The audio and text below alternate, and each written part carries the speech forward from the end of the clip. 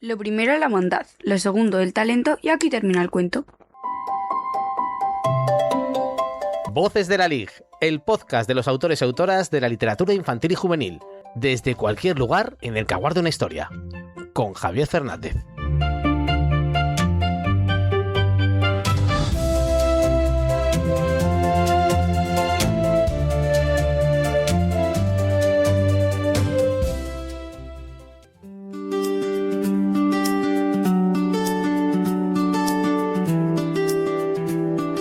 Hola a todos, bienvenidos y bienvenidas a Voces de la LIG, un nuevo podcast de la familia de Menudo Castillo, un rinconcito aún muy pequeño en el que queremos tener la oportunidad de mantener conversaciones pausadas y más íntimas con todos los autores de literatura infantil y juvenil que quieran acompañarnos. Como vais a poder escuchar enseguida, no tendremos nuestra locura habitual ni las voces de nuestros niños y niñas, y es que hemos pensado que no estaría nada mal que haya de vez en cuando un pequeño espacio algo más adulto para hablar de un asunto tan serio y tan importante como nuestra mejor literatura para todos los públicos.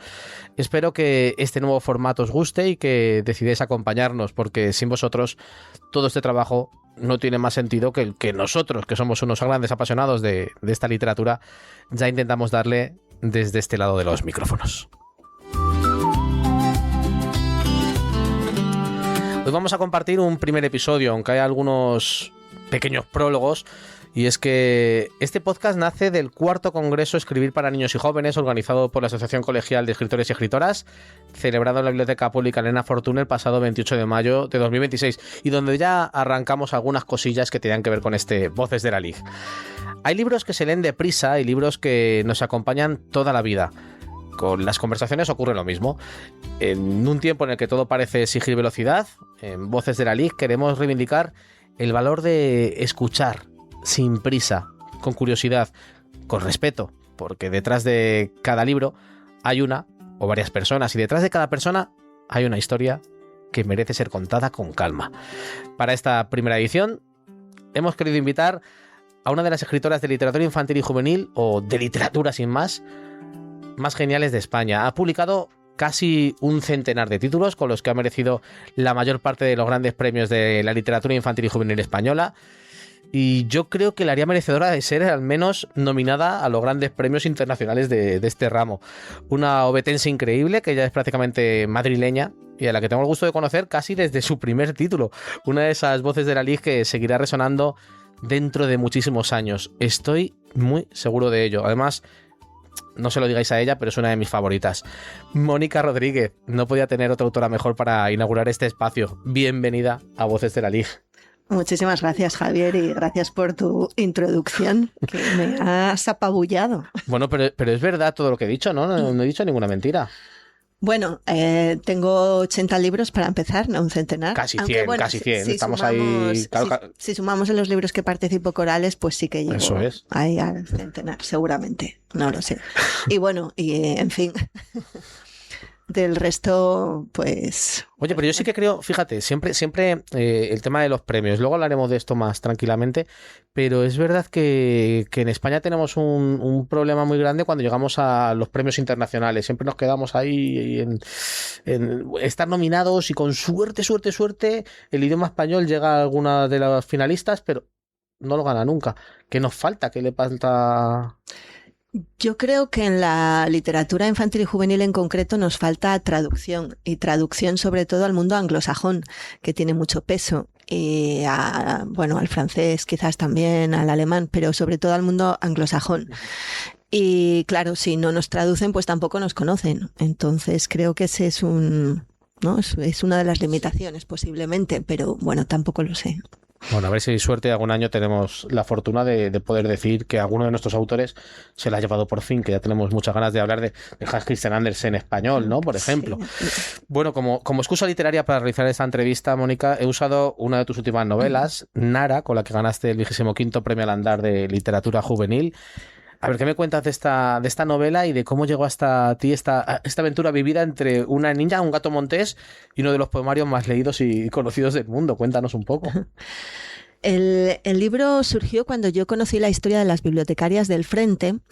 El Bibliobús del Frente fue el primer bibliobús que existió en España y lo fletó la Generalitat justo en el año 38, durante la batalla del Ebro, para llevar precisamente a los soldados los libros, ¿no? Había muchos momentos muertos, muchas esperas entre batalla y batalla, y un poco para consolar, para aliviar, pues la literatura es, ¿no?, uno de los mejores medios. Así que durante el año 38 hubo, no sé si 24, me parece, viajes de este primer bibliobús fletado por la Generalitat, en el que iban bibliotecarias que eran mujeres, eran chicas, vamos a decir, porque tenían cerca de 20 años. Todas las que estudiaban biblioteconomía en esa época en Cataluña tenían que ser mujeres. Así que las bibliotecarias que iban eran mujeres, había 2 choferes y el resto mujeres. E incluso una de ellas murió en un accidente que hubo. Y van también a los hospitales de sangre. Y bueno, a mí me fascinó. Empecé a leer, conseguí parte de los diarios de las bibliotecarias. Eso me llevó a un momento histórico muy concreto, que es el año 38, y un lugar que es el Ebro, ¿no?, la batalla del Ebro. Y entonces, bueno, pues decidí escribir sobre eso. Empecé a leer, descubrí también, bueno, pues libros imprescindibles como el de Víctor Amela, Nos robaron la juventud, se titula, que son entrevistas a los ancianos que habían sido reclutados con 17, 18 años para luchar en esa batalla del Ebro. La Quinta del Biberón se llamaba a los chavales, a los niños reclutados con 17 y 18 años por parte de los republicanos.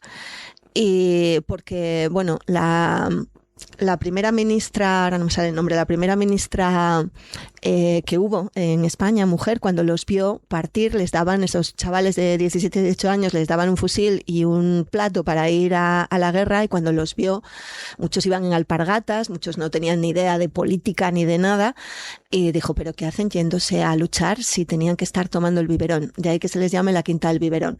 Pero también por la parte de los nacionales ocurrió lo mismo. También a los chavales de 17, 18 años, la batalla del Ebro fue una de las batallas más importantes y de más peso durante la Guerra Civil, y como se sabía, lo que necesitaban era carne de cañón directamente. Entonces reclutaron tantos chavales, y en el caso de los nacionales se llamó la Quinta del Perlagón, porque perlagón era una leche en polvo que se daba a los niños.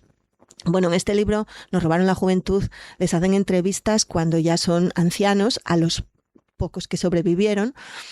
Y ellos, bueno, cuentan unas atrocidades de ese momento vital, incluso a su edad ya, la mayoría tenían más de 90 años, 80, muchos 90, cuando se hicieron las entrevistas, seguían soñando con los horrores que habían vivido a los 17 años, y de hecho el título, Nos robaron la juventud, es una de las frases que dice uno de los entrevistados, ¿no? Porque es verdad que después, encima, bueno, los que ganaron la guerra, los nacionales por lo menos eran héroes.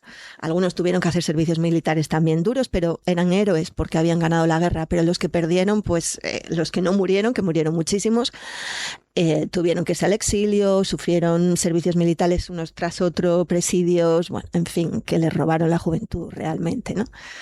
Y todo eso me llevó a querer escribir sobre ese momento y sobre esos niños.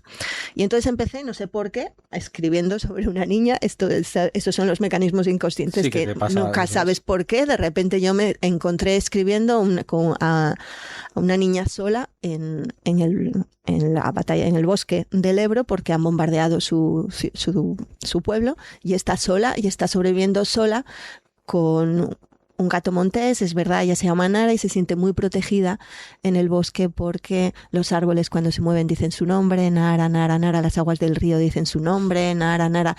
El gato montés que aparece y le ayuda cuando ronronea también dice su nombre, Nara. Entonces ella se siente muy protegida en el bosque, y un día sale a una trinchera abandonada y se encuentra ese libro de El romancero. ¿Por qué se encuentra el romancero gitano de Lorca? No lo sé, pero desde luego en mi vida fue un libro crucial. Yo creo que si escribo es por el romancero gitano. Yo lo leí a la edad que tiene la niña en este libro, no entendía nada, claro, pero me llegaba a otro lugar ese libro, no sé, me producía una fascinación sin entender nada, increíble.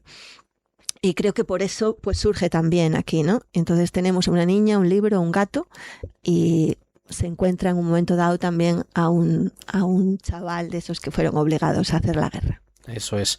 Bueno, es que si hablamos de los bibliobuses, podríamos tener muchísimas historias, ¿no? En relación a los bibliobús. Por ejemplo, hay una muy famosa de un bibliobús que cruza los Pirineos al final de la guerra y se lleva un montón de... Es este mismo bibliobús, ¿no? El último viaje que hizo fue hacia Francia, llevándose a un montón de intelectuales catalanes, y luego desaparece. No se sabe qué pasó con el camión.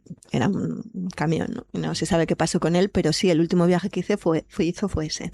De nuevo, la emoción. Mónica, si busco entre tus novelas, me es muy sencillo encontrar novelas, episodios reales repletos de emociones, de todo tipo, ¿eh? ¿Ese es uno de los grandes secretos de la literatura, emocionar a los lectores? Yo creo que totalmente, o sea, creo que es el ingrediente esencial, la emoción, en la vida y en la literatura. Bueno, en neurología se dice, ¿no?, que solo recordamos lo que nos emociona. Y creo que realmente es así. Todo lo que nos provoca emoción, lo que nos impacta de alguna manera, es lo que acaba formando parte de nosotros y lo que buscamos en la vida también, esa emoción, ¿no? Entonces, un buen libro, antes que nada, nos tiene que provocar emoción. Y uno de los grandes temas de tu obra también encuentro aquí, lo he encontrado muchas otras veces, es la infancia intentando desentrañar eso que piensa y que hace sus mayores, ¿no? Que es algo que estás siempre como intentando descubrir a través de los niños, qué piensan los mayores y por qué hacen lo que hacen, ¿no? Es algo que dices mucho.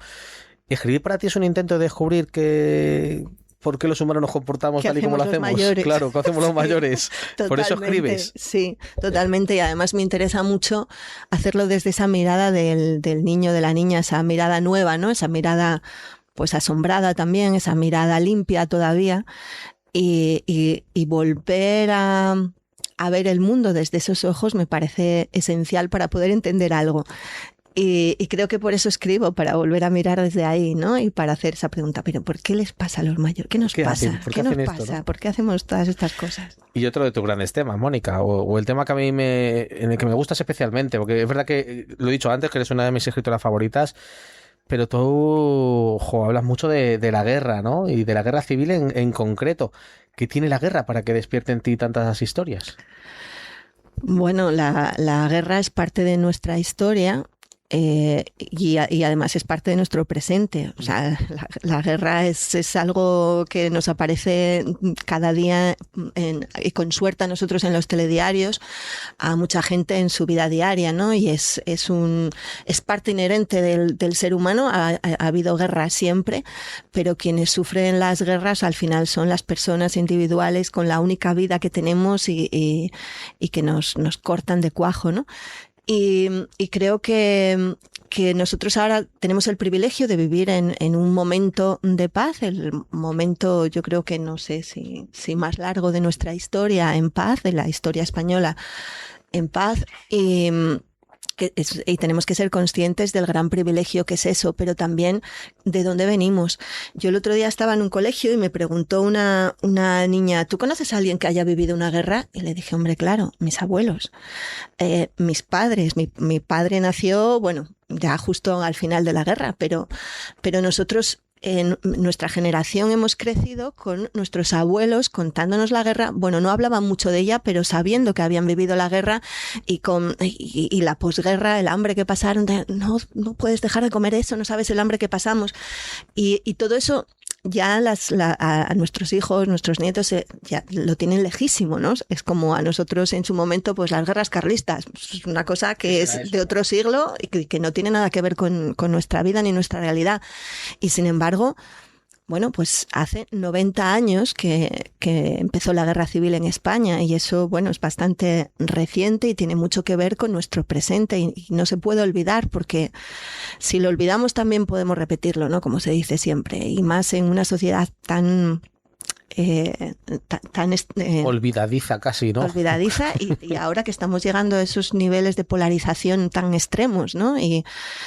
Y hay que, bueno, no hay que olvidar, Fíjate, no será la primera vez que escucho, y seguro que tú tampoco, ¿por qué seguir hablando de la Guerra Civil Española si ya está todo contado? ¿Todavía hay muchas cosas que por contar y descubrir de la Guerra Civil? Pues sí, claro. En cuanto hay una persona que ha vivido es una guerra civil, ya hay una historia, con lo cual hay millones de historias todavía sin contar y muchas que han sido ocultadas y que no se quieren sacar a la luz, ¿no? Todavía, por mucha gente que está en las cunetas todavía, y bueno, hay mucha parte de la historia que por desgracia no se ha querido contar y que tiene que ser contada también. Desde luego que sí. Siempre me sorprende de tus novelas y me encantan los inicios, los arranques, ¿no? Siempre tienes unos arranques espectaculares. Eres de esas autoras que uno intenta imitar al escribir, porque empezar así yo creo que es muy atrayente de cara a los lectores. ¿Cuánto trabajo y cuánta orfebrería hay detrás de cada uno de esos inicios de las historias? Bueno, mucho. En cualquier libro hay mucho trabajo siempre, en cualquier escritor, vamos, eso. Claro, pero no sé si el inicio te lo trabajas especialmente, Mónica. Bueno, lo trabajo, yo creo que igual que todo, pero es verdad que es la parte que más leo porque yo siempre voy hacia atrás, releo, avanzo un poco, vuelvo otra vez desde el principio, entonces al final el principio lo he leído tantas veces que voy siempre pues matizando un poquito, cambiando una palabra, puede ser que sí, que sea lo que más he leído cuando termino el libro. Pero yo empiezo y no siempre surge desde el principio la voz con la que se va a contar el libro. Entonces a veces tengo que empezar varias veces una misma novela hasta que encuentro esa voz, esa música, ¿no? Ese estilo, ese ta que te lleva a la siguiente palabra, ¿no? Sí, esa casi musiquilla, ¿no? Que sí, vas esa llevando. musiquilla, esa ola en la mente que decía Virginia Woolf, ¿no? Que te arrastra y que todo es cuestión, al final, como decía ella, todo es cuestión de estilo. Y en cuanto encuentras esa música, encuentras una historia, porque te va a llevar esa música a esa historia. Y si encuentras otra música distinta, será una historia distinta también. Entonces, hasta que yo no siento que tengo eso, no puedo continuar. Y a veces empiezo al principio varias veces. Este no lo recuerdo, ¿eh? No sé si empecé. Hay veces que de repente lo encuentro, nada más empezar. Pero otras cuesta más. Otras cuesta más. Sí. Claro, un buen inicio siempre es un empujoncillo al lector, ¿no? Sí, yo de todas formas me alegra que me digas eso, porque yo siento que mis principios siempre son muy lentos, porque hasta que yo me meto en la historia, y por tanto el lector, siempre tardo, siempre necesito ir despacio y luego hay un momento en el que ya se acelera porque ya de repente ya todo solo, toma, ¿no? Sí, ya sales solo y entonces siempre pienso, bueno, mis libros son para que esos lectores que no son impacientes, esos lectores que tienen tiempo, esos lectores que... Y me alegra que me digas que, bueno... Quizá esos inicios tengan que ver también con tu manera de escribir, que tiene también mucho de poético, ¿no? Porque antes hemos mencionado la que acompaña a Nara en este libro, Romancero Gitano, pero claro, tú también has escrito mucha poesía. Escribías poesía. Pero claro, no sé si, aunque no lo hagas adrede o no haya ningún verso, incluso en una novela, siempre hay poesía detrás de tu narrativa. Sí, eso sin duda, porque yo creo que la mejor forma de acercarse al conflicto, a lo difícil, a la oscuridad, al barro que tenemos, es a través de la palabra poética, ¿no? De eso que decía Lorca y que además es esencial, vertebra un poco este libro, Nara, que eso que sucede cuando juntamos dos palabras que nunca van juntas y se produce algo así como un misterio, ¿no? Que él lo hace tan bien y eso, bueno, es algo que aparece en este libro y es algo en que yo estoy absolutamente de acuerdo. Esos misterios de los que habla Lorca son los que de repente encienden esa lucecita adentro, ¿no? Y por un segundo ves algo más o conecta contigo, te toca ahí en algún lugar que te hace emocionarte y te hace contar lo que las palabras no cuentan. Bueno, Nara ganó el premio Andar, lo hemos dicho antes. De hecho, es complicado encontrar un gran premio dentro del mundo de la literatura infantil y juvenil españolas que no hayas ganado todavía. Te los puedo decir. ¿Los tienes apuntados? Sí. Cuéntanos, a ver. El Jaén y el EDB juvenil. Claro, o sea, tienes ahí... Claro. Claro, y hay algún... Bueno, igual hay alguno más, pero que yo tenga ahí apuntado, en la lista... ¿no? Pero, claro, y esos hitos, o sea, uno de tus grandes metas también es conseguir todos los premios, ¿o es algo que...? Bueno, no necesariamente. Hombre, me gustaría, ¿no? Pero no necesariamente. No sé, digo. Lo mismo es algo que ya tiene... Claro, sé que los premios son siempre algo que a los que se puede acceder o no, y en muchas ocasiones ni siquiera llegan cuando los estás buscando, llegan y ya está. ¿Tienes la mirada puesta además en algo más que premios literarios cuando hablas de literatura? A ver, yo cuando escribo no tengo la mirada puesta en los premios literarios, nunca. La tengo puesta en lo que estoy escribiendo. Y es cuando termino el libro y después de lectores ceros, de revisiones, de dejarlo descansar, de volverlo a revisar, cuando digo, bueno, pues igual este libro merece una oportunidad en un premio. Más que nada, yo me presento mucho a los premios. De hecho, cuando me dicen, ¿cuántos premios has ganado? Siempre digo, pues no sabes lo que he perdido. Los que he perdido son muchísimos más. Porque me presento habitualmente cuando considero que el libro pues igual lo merece, ¿no? O por lo menos darle una posibilidad, una opción. Porque yo no soy una escritora superventas, no tengo ningún libro que me produzca muchos beneficios, con lo cual para poder vivir con mis 3 hijas en la universidad y estas cosas, pues los premios están bien. Y luego es una forma también, eso si tienes la suerte, porque por muy bien que esté tu novela siempre puede haber una mejor, depende del gusto del jurado, o sea, hay una parte de suerte impresionante en un premio, ¿no? Lo más normal es no ganarlo. Si hay una pequeña posibilidad de ganarlo y ocurre, pues es maravilloso por eso, porque hay un foco en tu libro y además hay un dinero que te permite seguir escribiendo, dedicándote a esto tan apasionante, ¿no? Que es la literatura infantil y juvenil en mi caso. Pero también cuando te presentas a un premio hay muchas posibilidades de publicarlo sin que lo ganes. Y a veces incluso es más rápido que mandarlo a la propia editorial, esperar los meses, que no sé qué. Entonces, bueno, pues siempre dices, pues mira, esto lo presento... Hombre, uno siempre dice, bueno, hay un 2% de probabilidad, o a veces un 15%, ¿no? Pero con esa mirada también de pues igual así lo publican y... Tanto libro, tanto premio, tanta escritura ya realizada, Mónica, ¿qué te sigue impulsando a la hora de escribir y de buscar las mejores historias que contarnos a todos los lectores? Bueno, pues porque sigo sin saber nada en realidad del ser humano, ¿no? De nosotros y me sigue fascinando lo que veo, lo que siento, lo que me cuentan y ahí siempre hay historias interesantes que nos pueden, bueno, pues dar un poquito más de luz.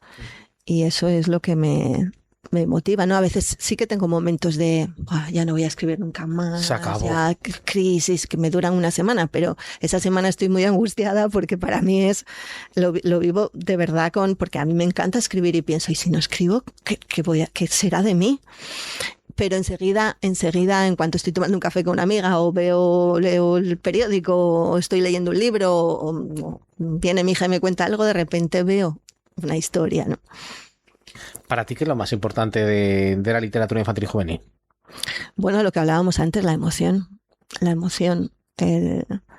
La emoción y la posibilidad de abrir, ensanchar la mirada, abrir el mundo a un niño, a una niña, a un adolescente, ¿no? Eso que nos produce la lectura, la capacidad de vivir experiencias que si no podrías vivir, de mirar el mundo con otros ojos que no son los tuyos, y que eso es tan enriquecedor.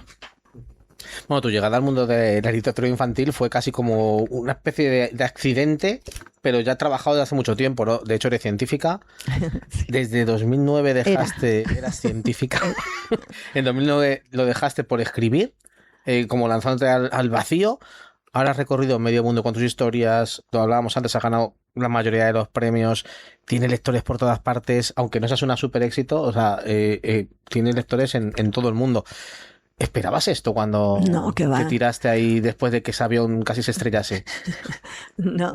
El 1 de octubre hace 17 años que Madre dejé mía. el centro de investigación. Lo iba a dejar por 2 años solamente. Yo en ese momento me llegó un dinero porque vendimos la casa familiar y además siempre lo cuento así. Yo entonces escribía ya había publicado alguna cosita y escribía de noche, cansada, con 3 hijas pequeñas, después de las 7 horas en el centro de investigación, y escribía de 10 a 12. Y entonces cuando me llegó el dinero, pues dije, me voy a gastar todo en mí.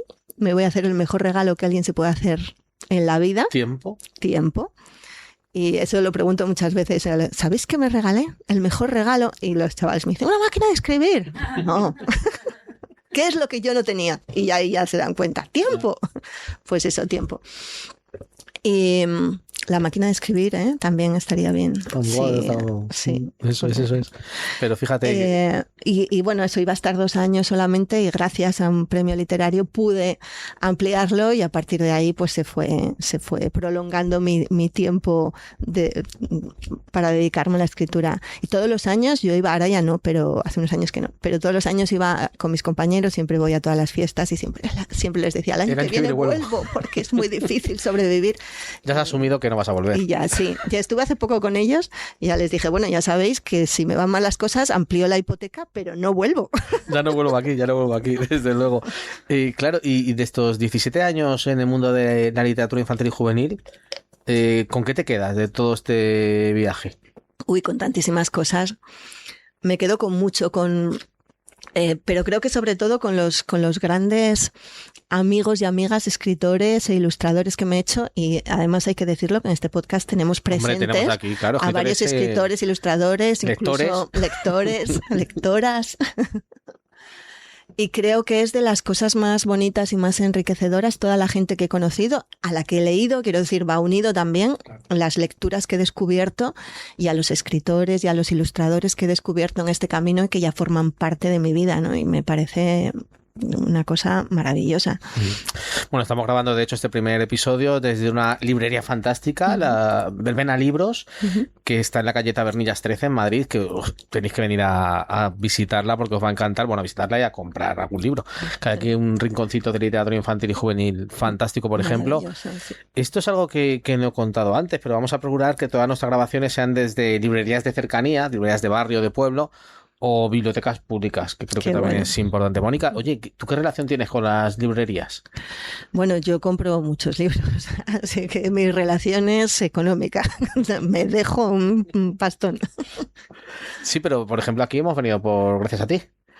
Sí, bueno, porque yo vivo muy cerca de esta librería que han abierto hace relativamente poco y bueno, es una librería preciosa, las chicas saben que eso es algo muy importante y son encantadoras, te ayudan muchísimo y creo que es un lugar, ¿no?, en el que, bueno, es muy agradable entrar, están haciendo muchas actividades también y bueno, me parecía que podía ser bonito hacerla aquí. Claro, ahora que están cerrando librerías, que importante seguir estando en ellas. La han abierto hace muy poco, claro. Pero es que han abierto otra también. ¿Ah, sí? Esa ya no tiene parte infantil, que se llama Estrella Distante en la calle Calatrava, que está aquí cerquísima. O sea, en nada abrieron como las dos a la vez. Y por aquí hay muchas librerías también, ¿eh? En la calle Molar está la librería Molar, está Traficantes de Sueños ahí al lado. Hay... claro, que este es un barrio lector. Pero hay muchísimas librerías, es maravilloso porque además siguen abriéndose librerías. Hubo un momento en que abrían peluquerías todo el rato y ahora abren librerías. Que no está nada mal, Estamos en el barrio de la Latina, por si alguien no conoce la zona o no conoce Madrid, por si venís por aquí, pues no está mal tampoco hacer turismo de librerías, está muy, muy chulo. Imagina que hay algún lector pensándose acercarse a Nara o no. Ya que estamos hablando de este libro, aunque podríamos hablar también de el día que Úrsula Montt se convirtió en el oso, que también podríamos hablar de él, que le tenemos aquí también presente, pero habla de Nara. ¿Por qué acercarse a Nara? Bueno, yo creo que es una historia que va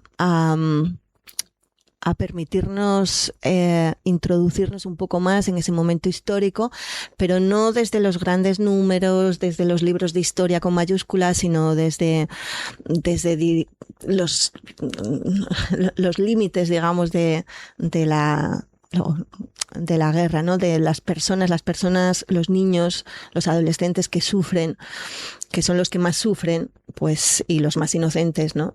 Una guerra. Y bueno, podemos meternos en ese momento histórico desde los ojos de esa niña, desde los ojos de ese chaval también soldado adolescente. Y luego creo que está tan presente el romancero gitano de Lorca, está tan presente Lorca, bueno, es que Federico está dentro del libro, que creo que también puede hacer que retomemos o que descubramos a ese gran poeta que es Lorca y la magia que tiene todos sus poemas, ¿no? O sea, que de aquí nos vamos a leer directamente el Romancero Gitano. Seguro. Seguro, ¿no? Bueno, preguntarte esto a ti es casi una tontería, pero ¿ya tienes nuevas historias que contar? ¿Ya estás escribiendo algo nuevo? Bueno, acabo de terminar una novela así infantil, que bueno, no sé todavía lo que he hecho. Es decir, ahí está determinado, no sé, ahora estoy en fase de dejarla un poco reposar. Sí, lo están leyendo algunos lectores cero, a ver qué pasa y tal, y luego veré, a ver, no sé porque yo he escrito mucho ya y tengo mucho miedo a copiarme, a repetirme, incluso, claro. ¿No? Y porque al final uno escribe, o sea, los intereses son siempre los mismos y escribes desde el mismo lugar, entonces tengo mucho miedo a escribir el mismo libro todo el rato, que de alguna manera es lo que se hace, ¿no? Y entonces he intentado hacer una cosa muy distinta desde otro lugar, con otro lenguaje diferente, entonces no sé lo que he hecho, por eso digo. Bueno, ya lo leeremos. Y tengo una novela juvenil que está ahí, que lo que pasa que estoy corrigiendo cosas antiguas que tengo que corregir. Pero tengo ahí una novela que cada poco está como empujando, ¿no? Porque quiere salir. Eso es. Oye, Mónica, ya que estamos hablando mucho de literatura infantil y juvenil, y yo pretendo que este podcast se convierta en algo así como un diario o un pequeño libro de historia y de personas de nuestra LIG. ¿Qué autor o qué autora considerarías imprescindible si hablamos de LIG? Ya sé que hay muchos, pero vamos a ir jugando a que cada uno diga. Vale, bueno, pues ya sabes quién voy a decir. Gonzalo Moure. Vas a decir Gonzalo Moure, no sé. Me tocaré más Asturias para entrevistar a Gonzalo. Que esto es otra de las cosas que voy a decir de este podcast, ¿no? Que voy a aprovechar cuando vaya a cualquier ciudad para entrevistar a los autores que haya por allí. Entonces, si me toca irme a Asturias, pues qué desgracia tenerme que ir a Asturias a entrevistar a Gonzalo. Bueno, a Galicia, porque se va a ir a vivir a Galicia ¿Sí? Pues peor todavía, me sienta peor todavía Galicia Pero bueno, que Gonzalo Moure, ¿no? Gonzalo Moure, sí. Bueno, sí, es un autor que hay que leer y desde luego yo siempre lo digo y lo insistiré, si tengo algo bueno en mi literatura se lo debo a Gonzalo, o sea, él me enseñó a mirar y me enseñó a escribir. Eso, Gonzalo es lo que hace, ¿no? Con sus novelas también, hacerte mirar más de lo que... Sí. Y aunque esto de seguir con los listados deja una irreverencia porque deja atrás muchas historias geniales, muchos libros, muchos autores. ¿Qué libro? Imagínate que tengo que hacer una estantería de cero y tengo que hacer clásicos de literatura infantil o los mejores libros o lo que yo quiera. Para dejarla de resguardo, imagínate un búnker para guardar libros. ¿Qué libro? ¿Puedo decir de Gonzalo o puedes decir el que tú quieras? El que tú quieras, porque aquí hay libertad para decir lo que tú quieras. Pues mira, Lili Libertad de Gonzalo. Por ejemplo, y luego, por supuesto, Juan Farias. Y Los Caminos de la Luna, para mí también fue un libro, para mí un antes y un después, leerlos, lo he leído muchísimas veces, pero creo que Los Caminos de la Luna, de Juan Farias, que Juan Farias es un escritor que ahora mismo nos está publicando... Que es una desgracia, ¿no? Es una pena que se pierda, claro. O sea que es muy difícil encontrarlo ahora y yo creo que es, si no uno de los mejores, el mejor escritor que hemos tenido. Bueno, a mí Los Caminos de la Luna, ya solo ese cómo comienza el libro, que es que creo que es ya su visión de la literatura, ¿no? Le pregunta una niña a su abuelo, ¿qué es una aventura? Y le dice, la vida. Ya, abuelo, ¿pero qué es una aventura emocionante? La vida, le responde, ¿no? Y creo que esa es la postura de Juan Farias siempre en cada libro, ¿no? Que la vida, las pequeñas cosas de la vida son una aventura emocionante. Y esa es la gran literatura para mí. Editores españoles, republicad a Juan Farias, por Dios. Hace falta que lo lean los chavales ahora. Y ya que estamos, Mónica, ¿qué libro nos recomiendas leer o comprar? Imagínate que estamos en una librería, podemos comprar algo o llevarnos un libro de aquí, de verbena. ¿Qué te llevarías tú o qué te vas a comprar o qué te estás leyendo? Pues mira, me iba a comprar... He encargado un libro, pero no recuerdo el título. Muy bien. ¿Recuerdas al autor? ¿Recuerdas al autor o autora? Tampoco. No, lo tengo por ahí apuntado. Me llega mañana. Pero es un libro... Es que acabo de leer el Elogio a la fragilidad de Gustavo Martín Garzo. Gracias, Gustavo Martín Garzo. Madre mía. Pues me acabo de leer Elogio de la fragilidad, que es un ensayo maravilloso, y entonces ahí habla de algunos libros, y había uno en concreto que me apeteció muchísimo leerlo, que era algo de la vida de algo, y ese es el que tengo encargado, que voy a venir mañana por él, pero no os lo puedo Pero no recomendar. sabes, bueno, pues que no busque me la acuerdo gente de- en el ojo de la fragilidad y a partir de ahí que vayan leyendo y Sí. que se dejan todo lo que sea. Pero es verdad que cualquier historia, ¿no? Yo creo que ahora en verano, buen momento Sí, para leer. Sí, hombre, por supuesto. ¿Eres de leer, Cualquier momento es buen momento para leer. pero eres de tener horas concretas y lugares concretos para leer o no? Bueno, yo tengo momento para escribir que es por la mañana. Yo por las mañanas escribo, por las tardes me cuesta, a no ser que ya esté muy metida en una historia y que entonces no lo pueda evitar y me siento también por las tardes, pero en general escribo por las mañanas y entonces leo por las tardes y luego, por supuesto, en la cama antes de dormir. Ujú. Bueno, Mónica, en Voces de la League, que vamos a ir cerrando el primer capítulo, que es una conversación que no va a terminar, ¿vale? No vamos a querer tampoco cerrar del todo la conversación nunca, porque antes de despedirnos, a mí me gustaría que dejaras unas palabras para la persona que se va a sentar en tu lugar en el próximo programa. Porque quiero que dejéis como una especie de puente, de mensaje puente unos a otros. Es la primera, lo siento, te ha tocado. Hacerlo Ya, a pero ciegas. esto me Entonces, pillas tú ves aquí. pensando, porque lo que quiero es eso. No sé quién va a estar aquí. Sé que será un amante de la literatura infantil y juvenil, un escritor o una escritora. Entonces, ¿qué mensaje, qué frase, qué idea Y dejarías en el aire? a ilustradores no... Ya veremos. De momento, escritores. Los ilustradores se lo tienen que ganar todavía. Tendrán que hacernos muchas ilustraciones o algo para que puedan estar. Pero vamos a ver, ¿qué te gustaría dejar como frase? ¿Qué idea? Creo que hay 3 pilares en la literatura, que son la honestidad o la verdad, el respeto al lector y la emoción.